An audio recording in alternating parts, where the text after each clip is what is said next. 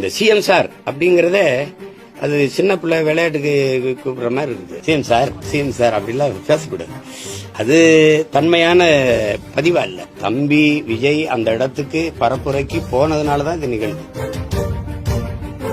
மற்ற இடத்துல எல்லாம் நடக்கல, இங்கேயே நடந்துச்சுன்னு சொல்றது இல்ல. அப்ப அந்த இடத்துல நடக்கணும்னு நினைக்கிறீங்களா?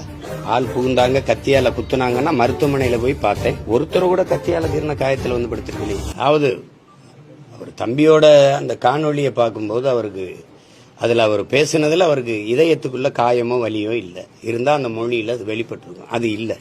அதை கேட்கும்போது கஷ்டமா இருக்கு. இப்ப நான் பேசி காட்டுறேன் பாருங்க. இந்த மாதிரி என் மீது பேரன்பு வைத்து நீண்ட காலமா நேசித்த என் அன்பு சொந்தங்கள், நான் இந்த மாதிரி பரப்புரை பயணத்தில் வரும்போது என்னை பார்க்க வந்து நீண்ட நேரம் கால் கெடுத்து எனக்காக நின்றீங்க.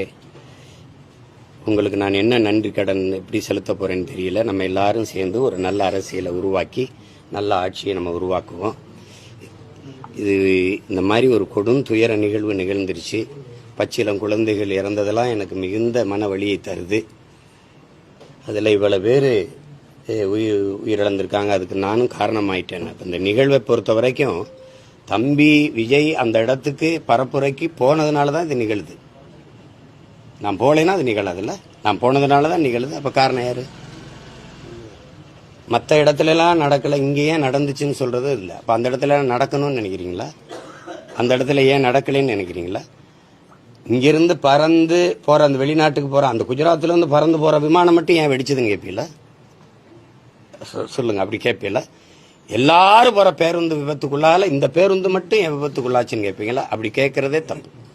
எல்லா கூட்டத்திலையும் மயங்கி விழுந்தாங்க, இதுலயும் மயங்கி விழுந்தாங்க. நெரிசலா இருந்தனால மிதிச்சு அது காயம்பட்டு இறந்து போயிட்டாங்க. அதுதான் மூச்சு திணறல் ஏற்பட்டு.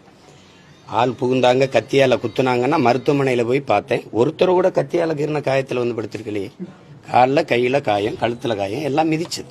அவங்களே சொல்றாங்க, மயங்கிட்டோம், கீழே விழுந்தோன்னா மிதிச்சுட்டாங்க. சில பேர் நாங்க போறோம்னா இல்ல தலைவர் வந்துருவாரு, நில்லுங்கன்னு எங்களை நிறுத்திட்டாங்க. அதுல நெரிசல்ல சிக்கிட்டோம், மயக்கம் வந்துருச்சு, இதான் சொல்றாங்க. ஏன்னா காலையில இருந்து சாப்பிடல, நீர் அருந்தல. தம்பிகிட்டே கேட்கிறாரு, தண்ணியை தூக்கி போடுங்க அப்படின்னு. ஒருத்தர் தேவைக்கு போடுறாரு. அப்ப சுத்தி இருக்க எல்லாருக்கும் தாகம் தானே.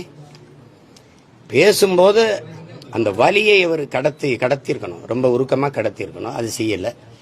இப்ப நம்ம பேசுறோம், மாண்புமிகு தமிழக முதல்வர் அவர்களுக்கு சட்டப்படி நீங்க நடவடிக்கை எடுக்கணும்னு இருந்தா என் மேல எடுங்க.